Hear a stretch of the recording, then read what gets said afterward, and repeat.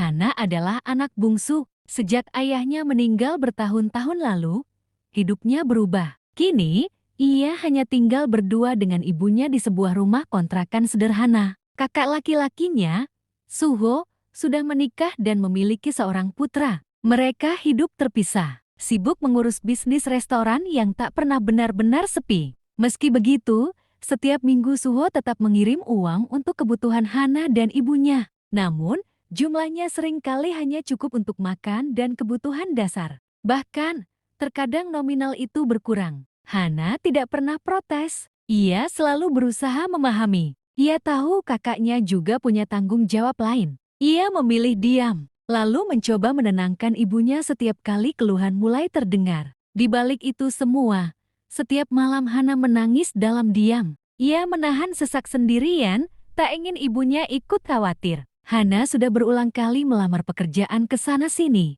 mengirim CV, menghadiri interview, berharap ada satu saja pintu yang terbuka. Tapi hasilnya selalu sama, belum ada yang berpihak padanya. Hingga suatu hari, kabar tak terduga datang. Bian, teman lama yang sudah seperti saudara sendiri, menghubunginya. Ia menawarkan pekerjaan sebagai staf admin di perusahaan milik suaminya yang berada di Bali. Tanpa berpikir panjang, Hana langsung mengirimkan CV. Dan untuk pertama kalinya, keberuntungan menghampirinya. Hana diterima. Keputusan untuk merantau tidak mudah. Kakaknya sempat menolak, perdebatan pun tak terhindarkan. Namun kali ini Hana jujur. Ia mengungkapkan bahwa uang kiriman yang ada memang tidak cukup untuk bertahan, bukan untuk menyalahkan. Tapi karena ia sadar ia harus berdiri di atas kakinya sendiri. Dengan berat hati, ia menitipkan ibunya kepada sang kakak. "Cuma satu yang aku minta, tolong lihat ibu setiap hari," ucap Hana. Ia berjanji, jika nanti sudah menemukan tempat tinggal yang layak, ia akan membawa ibunya ikut bersamanya. Tapi untuk sekarang, ia ingin berjuang lebih dulu.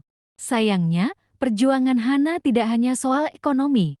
Hal paling melelahkan justru datang dari rumahnya sendiri. Ibunya tidak mau hidup sederhana. Gengsinya tinggi, enggan mengalah pada keadaan. Setiap kali uang kiriman habis, ibunya sering marah tanpa alasan jelas. Bahkan menuduh suhu macam-macam tanpa tahu mungkin di sana kakaknya juga sedang berjuang mati-matian. Dan lagi-lagi, Hana yang harus menjadi penenang, menjadi penengah, menjadi yang mengalah. Lama-kelamaan, lelah itu menumpuk. Bukan hanya di fisik, tapi juga di hati dan pikiran. Hana mulai merasa capek. Capek menghadapi keadaan yang tak pernah benar-benar berpihak. Capek memendam semuanya sendiri. Capek menghadapi luka yang justru datang dari orang yang paling ia sayangi. Di titik itu, Hana hanya bisa pasrah. Dan untuk pertama kalinya dalam hidupnya, ia benar-benar tidak tahu harus berbuat apa. Hari keberangkatan itu akhirnya datang. Hana berdiri di depan rumah kontrakan kecilnya, menatap pintu yang selama ini jadi saksi semua tangisnya. Ibunya hanya diam. Wajahnya masih menyimpan gengsi yang sama, tidak ada pelukan. Tidak ada kata hati-hati. "Kalau di sana jangan malu-maluin keluarga," ucap ibunya singkat. Hana hanya mengangguk pelan. Bukan karena setuju, tapi karena sudah terlalu lelah untuk menjelaskan. Perjalanan ke Bali terasa panjang. Bukan karena jaraknya, tapi karena pikirannya yang penuh. Tentang ibunya, tentang kakaknya, tentang dirinya sendiri yang akhirnya memilih pergi. Sesampainya di Bali, semuanya terasa asing. Udara yang berbeda, orang-orang yang tak dikenal. Dan untuk pertama kalinya, Hana benar-benar sendirian. Hari pertama kerja dimulai dengan canggung. Kantor itu jauh lebih besar dari yang ia bayangkan. Rapi, sibuk, dan terasa tinggi untuk seseorang seperti dirinya. Beberapa karyawan menyambut ramah, tapi tidak sedikit yang memandangnya sekilas seperti sedang menilai. "Anak titipan ya?" Kalimat itu terdengar pelan, tapi cukup untuk membuat dada Hana sesak. Ia tahu, ia masuk lewat bantuan Bian. Dan sejak saat itu, Hana berjanji dalam hati. Ia tidak mau dianggap hanya orang dalam. Ia ingin benar-benar pantas. Hari-hari berikutnya tidak mudah. Pekerjaan menumpuk, tekanan datang dari atasan. Belum lagi adaptasi dengan lingkungan baru. Hana sering pulang dengan tubuh lelah dan kepala penuh. Namun yang paling berat, tetap malam hari, di kamar kos kecilnya, saat semua sudah sunyi. Realita kembali datang. Pesan dari ibunya, uangnya kurang. Kakakmu itu pelit sekarang. Kamu jangan lupa siapa keluarga kamu. Hana membaca itu sambil menahan napas. Belum juga ia berdiri kuat. Ia sudah ditarik lagi oleh beban yang sama. Kadang ia ingin membalas, menjelaskan, atau sekadar bilang, aku juga lagi capek. Tapi jari-jarinya selalu berhenti. Dan akhirnya, ia hanya mengetik, ya bu, nanti Hana usahakan. Air matanya jatuh lagi, pelan, tanpa suara. Suatu malam, saat lembur hampir semua orang sudah pulang, Hana masih duduk di depan laptopnya. Matanya lelah, tapi ia memaksa fokus. Tiba-tiba, belum pulang. Suara itu membuat Hana kaget. Ia menoleh. Seorang pria berdiri di dekat meja, mengenakan kemeja rapi dengan lengan sedikit digulung. Wajahnya tenang, tapi sorot matanya tajam seperti seseorang yang terbiasa memperhatikan detail kecil. Hana buru-buru berdiri. Iya, masih ada yang harus diselesaikan. Pria itu melirik layar laptopnya. Data itu salah format. Hana langsung panik. Maaf, saya bukan marah. Potongnya santai. Cuma ngasih tahu. Ia lalu menarik kursi di samping Hana tanpa izin, duduk, dan mulai menunjukkan bagian yang perlu diperbaiki. Gerakannya cepat, tepat, tanpa banyak bicara. Beberapa menit kemudian, coba sekarang. Hana mengikuti, dan berhasil. Matanya sedikit membesar. Benar, pria itu hanya tersenyum tipis. Jangan kebanyakan dipendam kalau nggak tahu. Tanya, kalimat itu sederhana. Tapi entah kenapa, rasanya seperti menembus sesuatu dalam diri Hana. Untuk pertama kalinya sejak ia datang ke kota ini, ada seseorang yang tidak menilainya, tidak mengasihani, tidak meremehkan. Hanya membantu. Terima kasih, ucap Hana pelan. Pria itu berdiri. Besok jangan lembur lagi kalau nggak penting. Hana mengangguk. Sebelum pergi, pria itu sempat berhenti sejenak. Dan satu lagi, Hana menoleh. Jangan biasakan nangis sendirian di tempat kerja. Hana terdiam. Jantungnya seperti berhenti sesaat. Ia bahkan tidak sadar bahwa ada yang melihatnya. Pria itu pun pergi begitu saja, meninggalkan Hana yang masih berdiri dengan perasaan yang untuk pertama kalinya sedikit hangat di tengah semua lelahnya. Dan malam itu, tangis Hana tidak lagi terasa sepenuhnya sepi. Sejak malam itu, semuanya perlahan berubah. Hana mulai sering bertemu pria itu di kantor. Namanya Raka. Bukan atasan langsung, tapi jelas bukan orang biasa. Cara orang-orang bersikap padanya berbeda, lebih segan, lebih hati-hati. Namun anehnya, di depan Hana, Raka tetap sama. Santai, tegas, tapi tidak pernah merendahkan. Udah makan? Kadang itu saja yang ia tanyakan. Hal kecil, tapi cukup untuk membuat Hana merasa diperhatikan. Hari demi hari, interaksi mereka semakin sering. Raka mulai beberapa kali duduk di meja Hana, pura-pura mengecek pekerjaan. Padahal kadang hanya memberi saran kecil yang sebenarnya bisa ia abaikan. Hana pun mulai terbiasa. Bahkan, tanpa sadar, mulai menunggu. Suatu sore, saat hujan turun deras dan kantor mulai sepi, Hana terjebak di labi. Ia tidak membawa payung. Eyo, suara itu lagi. Raka berdiri di sampingnya, membuka payung. Hana ragu. Nggak usah, nanti. Kalau sakit, kerjaan kamu siapa yang kerjain? Jawab Raka singkat. Hana terdiam. Akhirnya mereka berjalan berdampingan di bawah satu payung. Jarak mereka dekat. Terlalu dekat untuk dua orang yang sebenarnya belum punya hubungan apa-apa. Hujan, suara kendaraan, dan langkah kaki mereka semuanya terasa pelan. Untuk pertama kalinya setelah sekian lama, Hana merasa tenang. Tapi ketenangan itu tidak bertahan lama. Malamnya, telepon dari kakaknya masuk. Hana, kamu harus pulang. Nada suara Suho kali ini berbeda. Lebih berat, lebih tegang. Ada apa, Kak? Ibu? Hening sejenak. Ibu bikin masalah. Jantung Hana langsung berdegup cepat. Ternyata, ibunya bertengkar dengan tetangga kontrakan. Bukan hal baru, tapi kali ini lebih parah. Bahkan sampai mempermalukan diri sendiri dan menyebut-nyebut soal uang. soal Suho, bahkan soal Hana yang tidak tahu diri merantau. Hana menutup mulutnya, menahan gemetar. Aku udah coba sabar, Han. Suara Suho terdengar lelah, tapi ibu sekarang makin susah dikontrol. Hana tidak bisa menjawab. Rasa bersalah, marah, sedih semuanya bercampur jadi satu. Belum selesai di situ, pesan dari ibunya masuk. Kamu enak di sana, ninggalin ibu sendirian. Kamu udah berubah. Kalau ibu mati, kamu juga yang nyesel. Hana membaca itu dengan tangan bergetar. Air matanya jatuh lagi. Bukan hanya karena sedih, tapi karena kali ini ada sesuatu yang mulai retak di dalam dirinya. Kesabarannya.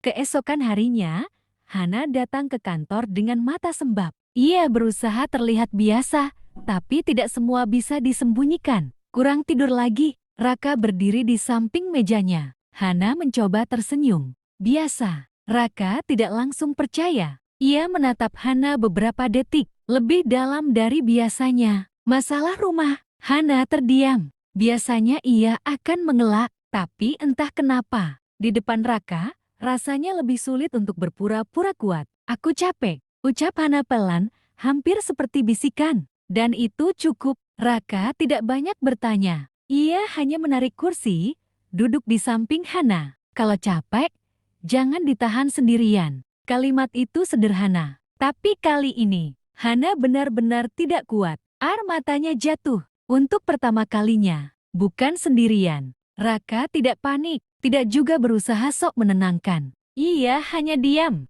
menunggu, memberi ruang, dan itu justru yang paling Hana butuhkan. Beberapa saat kemudian, Hana mulai tenang. Maaf, ucapnya pelan. Raka menggelang. Nangis itu bukan salah. Hana menatapnya. Ada sesuatu di mata Raka yang selama ini tidak ia sadari. Seperti luka yang dipendam terlalu lama. Mas Raka, Hana ragu, tapi akhirnya bertanya, kamu pernah ngerasain hal kayak gini? Raka tersenyum tipis, bukan senyum bahagia, lebih seperti mengerti, lebih dari yang kamu kira. Hana terdiam, dan saat itu, untuk pertama kalinya, ia sadar, Raka bukan hanya seseorang yang kuat, tapi seseorang yang pernah hancur dan memilih untuk tetap berdiri. Namun, Hana belum tahu satu hal, rahasia terbesar Raka, bahwa ia bukan sekadar karyawan biasa. Raka adalah anak pemilik perusahaan tempat Hana bekerja. Dan lebih dari itu,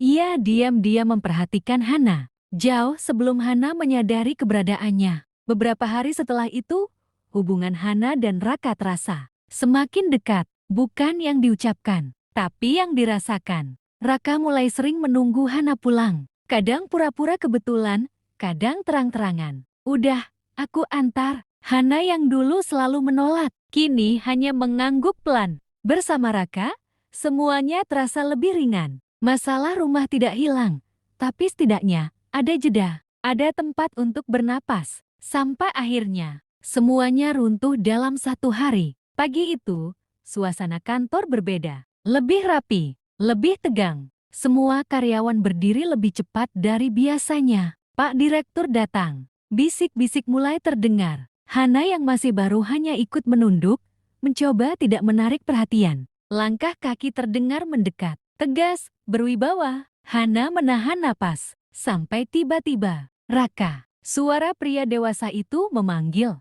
Hana refleks menoleh. Dan saat itu, dunia seakan berhenti. Raka berdiri, bukan dari kursi biasa, tapi dari barisan depan. Dengan posisi yang tidak pernah Hana bayangkan. Kenapa kamu masih di sini? Tanya pria itu dingin. Raka menjawab tenang. Aku lagi lihat laporan tim. Semua orang diam. Tidak ada yang berani bicara. Dan saat itu, Hana mengerti. Raka bukan sekadar karyawan. Raka adalah anak pemilik perusahaan. Jantung Hana seperti jatuh. Semua percakapan mereka, semua momen sederhana, semua perhatian kecil itu, tiba-tiba terasa berbeda, atau mungkin palsu. Sepanjang hari itu, Hana tidak bisa fokus. Ia merasa bodoh, merasa seperti hanya hiburan bagi seseorang dari dunia yang berbeda. Saat jam pulang, Raka mendekatinya seperti biasa. Ayo pulang. Hana mundur satu langkah. Aku bisa sendiri. Raka mengernyit. Kamu kenapa? Hana menatapnya. Dan untuk pertama kalinya, tatapan itu bukan hangat, tapi penuh luka. Kamu harusnya bilang dari awal. Raka terdiam. Hana tertawa kecil. Pahit. Aku ini apa sih buat kamu? Karyawan baru yang gampang diajak ngobrol. Atau sekadar hiburan? Han, bukan gitu. Terus apa? Suara Hana bergetar. Semua orang di sini tahu siapa kamu, kecuali aku. Hening. Raka menarik napas pelan. Aku nggak pernah niat nutupin, tapi kamu juga nggak pernah jujur. Kali ini, Raka tidak bisa menjawab, dan itu cukup untuk Hana. Air matanya jatuh lagi. Ternyata, aku cuma bodoh ya. Hana berbalik. Langkahnya cepat, meninggalkan Raka yang diam di tempat. Untuk pertama kalinya, ia kehilangan seseorang tanpa sempat mempertahankan. Malam itu, semuanya semakin kacau. Telepon dari kakaknya lagi. Hana, ibu jatuh. Dek, kondisinya nggak bagus. Aku lagi di rumah sakit. Dunia Hana runtuh untuk kedua kalinya. Ia langsung memesan tiket pulang. Tangannya gemetar. Air matanya tidak berhenti. Di tengah kepanikan itu, nama Raka muncul di layar. Hana menatapnya. Beberapa detik, lalu, ia menekan tolak. Untuk pertama kalinya, Hana memilih menjauh. Bukan karena tidak peduli, tapi karena terlalu sakit untuk tetap dekat. Dan malam itu, di dua tempat yang berbeda, dua orang yang sama-sama terluka, memilih diam, tanpa tahu bahwa badai yang lebih besar sudah menunggu di depan. Perjalanan pulang terasa seperti mimpi buruk. Hana duduk diam di kursi, menatap kosong ke depan. Tangannya menggenggam ponsel erat, tapi tidak ada satupun pesan yang ia balas. Pikirannya hanya satu, ibu. Sesampainya di rumah sakit, langkah Hana terasa berat. Bau obat, suara alat medis, dan wajah-wajah tegang langsung menyambutnya. Ia melihat Suho duduk di kursi, wajahnya lelah, matanya sembab. Kak, suara Hana hampir tidak keluar. Suho langsung berdiri. Hana, dan tanpa banyak kata, Hana langsung memeluk kakaknya. Untuk pertama kalinya,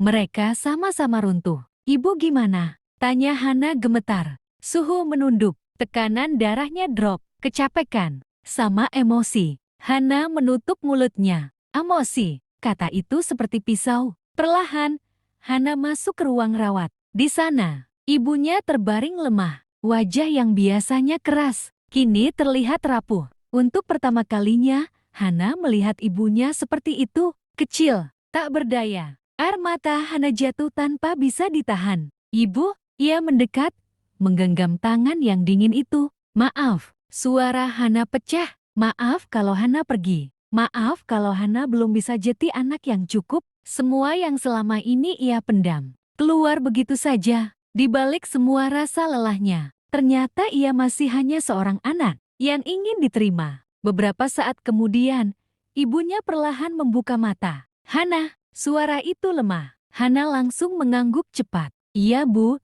Hana di sini. Ibunya menatapnya lama. Ada sesuatu di mata itu yang berbeda. Bukan marah, bukan gengsi, tapi kosong. Kamu pulang, bisiknya. Hana menggenggam tangannya lebih erat. Iya bu, Hana pulang. Hening sejenak. Lalu, kamu jangan tinggalin ibu lagi. Kalimat itu sederhana, tapi berat, sangat berat. Hana terdiam. Di satu sisi, ia ingin bertahan. Di sisi lain, ia tahu kalau ia berhenti sekarang, semuanya akan kembali seperti dulu, dan ia tidak akan pernah keluar dari lingkaran itu. Air matanya jatuh lagi. Ibu, suara Hana bergetar. Hana capek. Untuk pertama kalinya, ia jujur. Ibunya terdiam. Mungkin tidak menyangka. Mungkin tidak siap mendengar. Hana capek selalu kuat sendiri. Capek selalu ngalah. Capek dimarahin padahal Hana juga lagi berjuang. Tangis Hana pecah.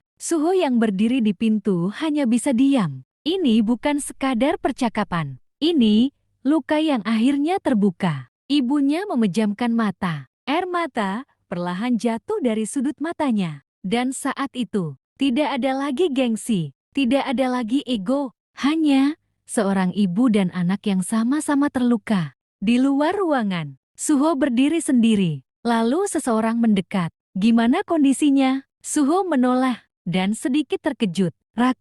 Raka berdiri di sana. Wajahnya tenang, tapi matanya jelas menunjukkan kekhawatiran. Aku, kebetulan ada urusan di sini, ucapnya singkat. Suho mengangguk pelan, meski jelas ia tahu itu bukan kebetulan. Hana di dalam. Raka menatap pintu itu, namun ia tidak masuk. Ia hanya berdiri, menunggu, memberi ruang. Karena untuk pertama kalinya, ia sadar, tidak semua hal bisa ia selesaikan. Dan tidak semua luka boleh ia sentuh. Di dalam, Hana masih menggenggam tangan ibunya. Tangisnya mulai reda, namun hatinya masih penuh. Ia tidak tahu harus memilih apa, bertahan atau pergi, menjadi anak yang selalu ada, atau menjadi dirinya sendiri. Dan di titik paling rapuh itu, Hana sadar satu hal, bahwa hidup bukan hanya soal bertahan untuk orang lain, tapi juga tentang menyelamatkan diri sendiri.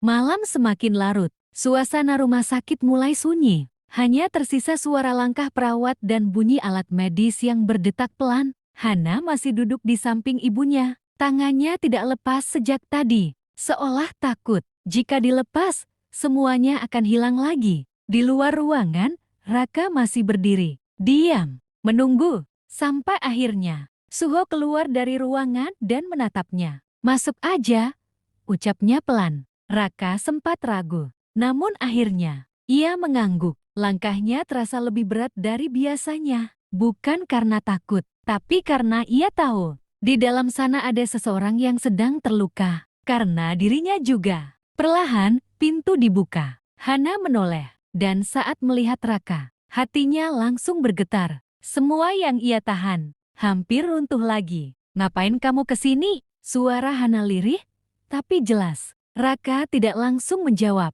Ia hanya berdiri beberapa langkah dari Hana, menjaga jarak. Seperti tahu, ia tidak lagi punya hak untuk terlalu dekat. Aku cuma mau pastiin kamu baik-baik aja, ucapnya pelan. Hana tertawa kecil, pahit, baik-baik aja. Kamu pikir aku kelihatan baik-baik aja? Raka terdiam, dan kali ini, ia tidak membela diri. Ia mendekat satu langkah. Hana, soal kemarin. Udah, Hana memotong. Matanya mulai berkaca-kaca lagi. Aku capek, Kak. Capek harus nerima semuanya sekaligus. Raka menatapnya dalam. Ia bisa melihat, Hana bukan hanya marah, tapi hancur. Aku nggak pernah niat nyakitin kamu. Ucap Raka jujur, kalau aku bilang aku suka kamu, itu bukan karena posisi aku. Bukan karena kasihan, tapi karena kamu. Hening. Kalimat itu menggantung di udara. Untuk pertama kalinya, Raka mengaku. Hana menunduk. Air matanya jatuh lagi. Masalahnya bukan itu, bisiknya. Masalahnya, aku nggak punya ruang buat mikirin perasaan. Kalimat itu lebih menyakitkan dari penolakan. Raka terdiam. Dan kali ini, ia mengerti. Hana bukan tidak mau, tapi tidak mampu. Beban hidupnya terlalu berat untuk ditambah perasaan yang rumit. Aku harus milih, Kak. Lanjut Hana pelan. Antara tetap di sini, atau balik lagi ke hidup yang bikin aku hancur pelan-pelan. Raka mengepalkan tangannya. Ia ingin bilang, aku ada buat kamu. Tapi ia tahu, kata itu tidak cukup kalau kamu pergi lagi ke Bali. Suara Hana bergetar.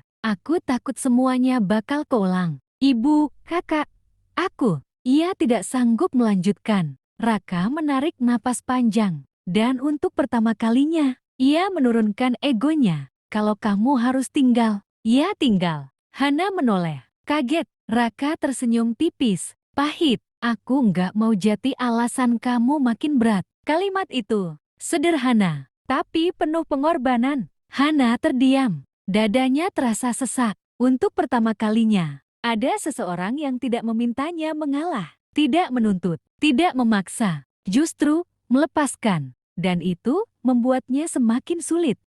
Tiba-tiba, suara mesin monitor di samping tempat tidur berbunyi lebih cepat. Ibu, Hana langsung panik. Perawat bergegas masuk. Dokter dipanggil. Situasi berubah kacau dalam hitungan detik. Hana mundur dengan tubuh gemetar. Raka langsung berdiri di belakangnya, menahan bahunya. Tenang, aku di sini. Hana menangis lagi. Kali ini, benar-benar takut. Beberapa menit terasa seperti selamanya. Sampai akhirnya, dokter keluar. Pasien harus istirahat total. Tidak boleh stres lagi. Hana mengangguk cepat.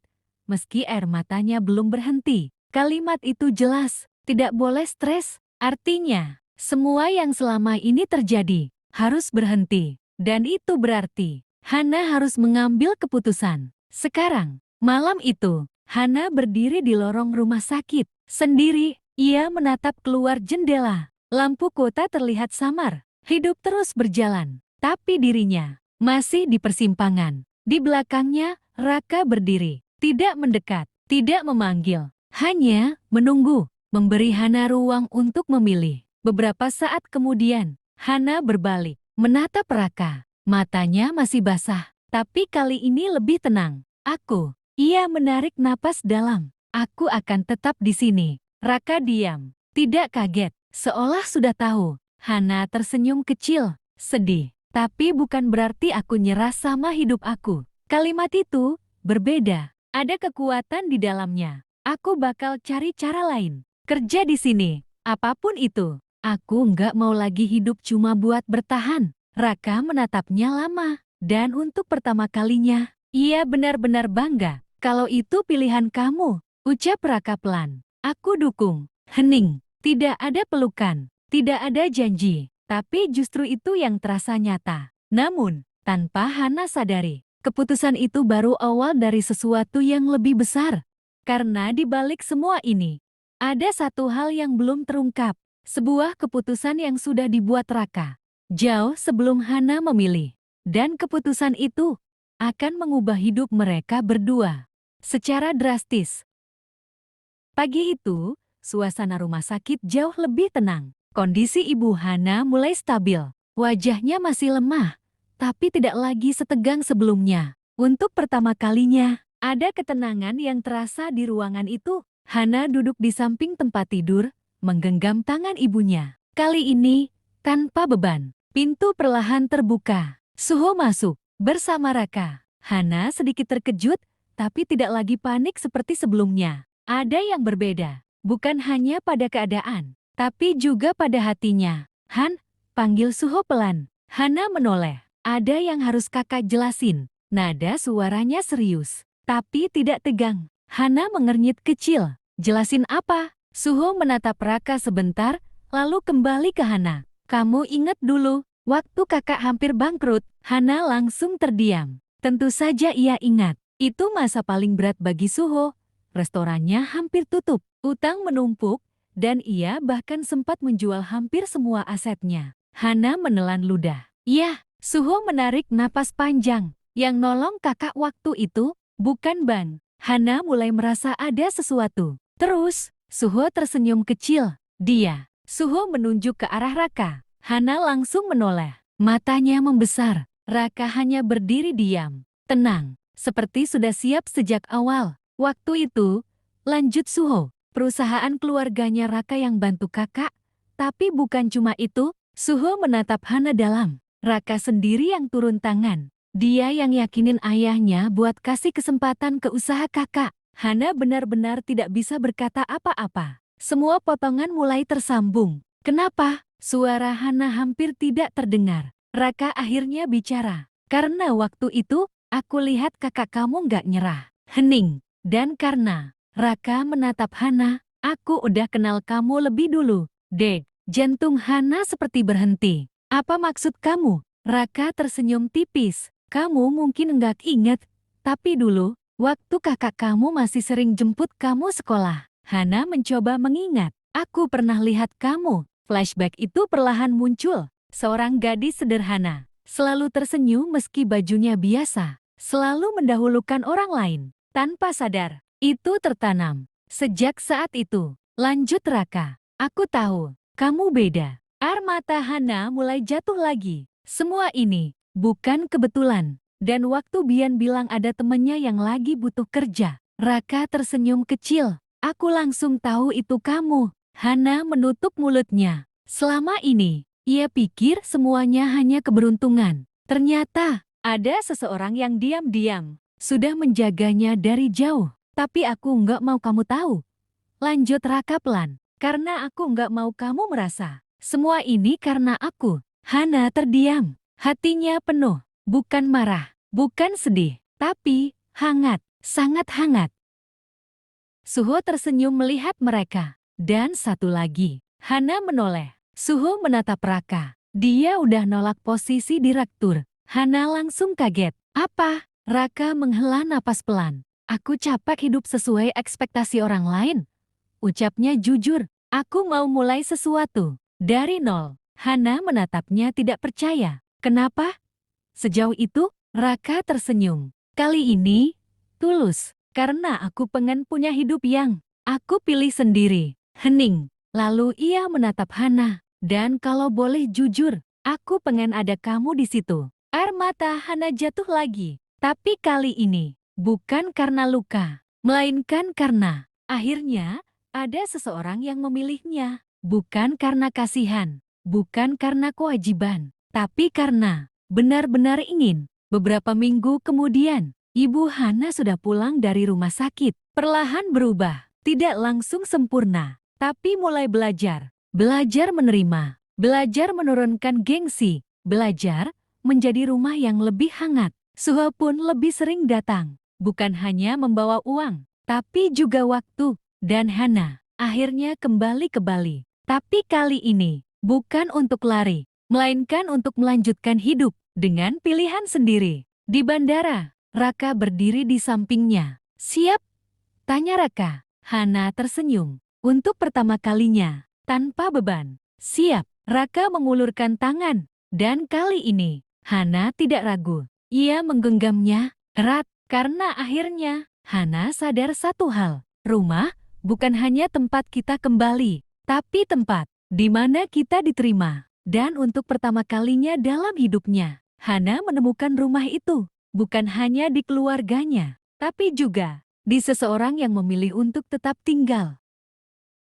Hubungan Hana dan Raka tidak langsung mudah. Banyak penyesuaian, perbedaan dunia, perbedaan cara pikir, dan luka masa lalu yang masih sering muncul. Kadang Hana masih overthinking, kadang Raka masih terlalu diam. Mereka sering berbeda, tapi satu hal yang berubah. Mereka tidak lagi menghadapi semuanya sendiri. Hari paling menegangkan bagi Hana adalah saat pertama kali bertemu keluarga Raka. Ia takut tidak diterima, takut dianggap tidak selevel. Namun yang terjadi, justru sebaliknya. Ibunda Raka menggenggam tangannya hangat. Terima kasih, sudah bikin Raka JT lebih hidup. Hana langsung menangis. Semua ketakutan yang ia bangun, runtuh seketika. Beberapa bulan kemudian, mereka menikah. Bukan pesta besar, hanya intimate wedding sederhana. Dihadiri keluarga terdekat, tapi penuh makna. Tidak mewah, tapi hangat. Dan untuk pertama kalinya, Hana menikah tanpa rasa takut. Waktu berjalan, rumah kecil mereka mulai dipenuhi tawa. Dan suatu hari, dokter tersenyum. Selamat, kembar. Hana terdiam. Raka langsung memegang tangannya erat. 2 bayi laki-laki, 2 kehidupan baru, 2 alasan untuk terus bertahan. Di malam hari, Hana menatap kedua bayinya. Air matanya jatuh pelan. Bukan karena sedih, tapi karena akhirnya, semua perjuangan itu tidak sia-sia. Raka memeluknya dari belakang. Capek, bisiknya. Hana tersenyum kecil. Capek, tapi bahagia. Dan untuk pertama kalinya dalam hidupnya, Hana tidak lagi merasa sendirian. Karena sekarang, ia punya rumah yang benar-benar menerima dirinya.